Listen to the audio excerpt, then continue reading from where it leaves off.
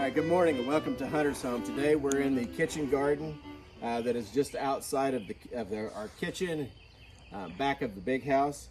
We're going to talk a little bit today about how kitchen gardens were used in the 19th century. This is pretty much the produce section that we frequent at our grocery store. A lot of the times we purchase things, put them in a refrigerated area, and we have them for use. They would keep them growing in the ground, eat seasonally out of their kitchen garden, and then that way that the produce that they wanted was there at hand, continuing to grow throughout that part of the season. They would be able to take advantage of it. So if you'll look around at some of the varieties and things that we've got planted in our kitchen garden, you'll notice that we don't have a lot of things that we would normally see in our gardens, like sweet corn and potatoes and large amounts of carrots, things of that nature. Those would be things that would be grown out in a subsistence field or into a more of a larger field setting. So those are what they would consider to be field crops, and so they would be grown somewhere else in a larger area away from the house. So the things that they would be growing are things, the leafy type plants. So we have over on this side over here, we have of course we have a good patch of garlic growing right here that we will harvest and store later in the basement. But we have some lettuce that is kind of gone to seed, so it's kind of ending the end of its life here. The warmer it gets, the less we'll see leafy plants out in our kitchen garden. But we have some spinach at the back. Over here on this side, we've got some tomatoes that we've got started that will take off and produce things for us later in the season. We've got a patch of beets here. In the middle of our beets, in order to get a head start, we've got some cucumber plants that we've got going here. As we harvest the beets, those cucumbers will start to take on. So we used a bell jar over the top of those to keep them warm throughout the cool part of the season. We've got some different varieties of cabbages here. We have some purple cabbage. We have some flat Dutch cabbage over here on this side, and then we have a different variety here. Also in the middle of this, we have some more cucumber plants planted, so that once we harvest our cabbage, then the cucumbers will be starting up and ready to go. Over here we have some more summer plants that will provide for us. We've got a squash that hasn't come up yet. We just planted it recently. We have some eggplant, and then we've got a few more tomato varieties back there.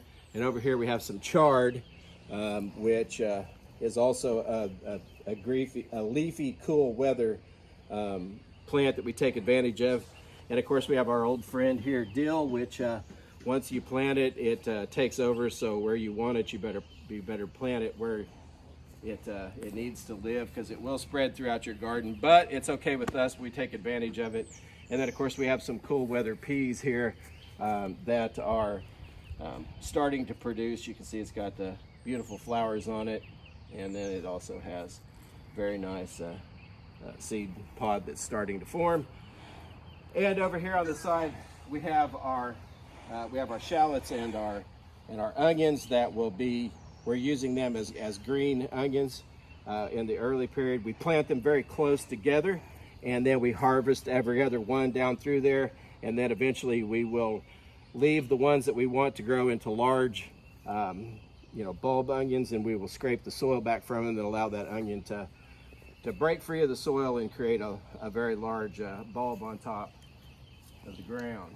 So, and then we also have a little asparagus patch here that we've been harvesting off of. We have a little bit of rhubarb. We have some comfrey plants. We have a few larger berries, and we have some pear trees that we're going to take the top out of and keep them at a very low level. So, so we also grow herbs within the garden and medicinal plants that they would have used. Our favorite is the asparagus. It never makes it all the way to the table. We pick off of it constantly. We also put a few potato plants in here.